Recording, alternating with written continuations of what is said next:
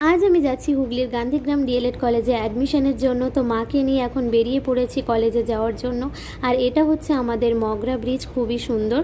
আর আমরা মেনলি টোটো রিজার্ভ করে গিয়েছিলাম কারণ রাস্তাটা ফাঁকা ফাঁকা, এখানে টোটো অটো কিছুই পাওয়া যায় না সেরকম। তো আমরা এখন চলে এসেছিলাম কলেজে। আর কলেজের ইন্টেরিয়রটা ভীষণ সুন্দর, বাট যে কারণে আমি অ্যাডমিশন নিইনি সেটা হচ্ছে এখানে হোস্টেলে থেকে পড়াশোনা করতে হবে। যেহেতু কলকাতা থেকে 3 বছর হোস্টেলে থেকে পড়াশোনা করে এসেছি, আর আমার হোস্টেল থাকার ইচ্ছে নেই। এটা হচ্ছে কিচেন, এখানে খেতে দেওয়া হয়। আর এখানে গার্লস হোস্টেল বয়েজ হোস্টেল দুটোই আছে। আর পুরো কলেজটাই সিসিটিভি ক্যামেরার আন্ডারে। কলেজটা যেহেতু লোকালয় থেকে অনেকটা দূরে রয়েছে, তাই নেটওয়ার্ক কানেকশনটাও এখানে অতটাও ভালো নয়। আদারওয়াইজ কলেজটা খুবই ভালো, পড়াশোনা খুবই ভালো হয়, সেটা আমি শুনেছি। আর রাখাল রাজা পার্কে এখন চলে এসেছি। এটা হচ্ছে রাখাল রাজার বাড়ি ছিল এক সময় এখানে, এখন এখানে আমবাগান হয়ে গেছে। তো এই জায়গাটাও ভীষণ সুন্দর, আর এখান থেকে আম অন্যান্য জায়গায় এক্সপোর্টও করা হয়। তো আজকের ব্লগটা ছিল এই অবধি। চলো টাটা গাইস।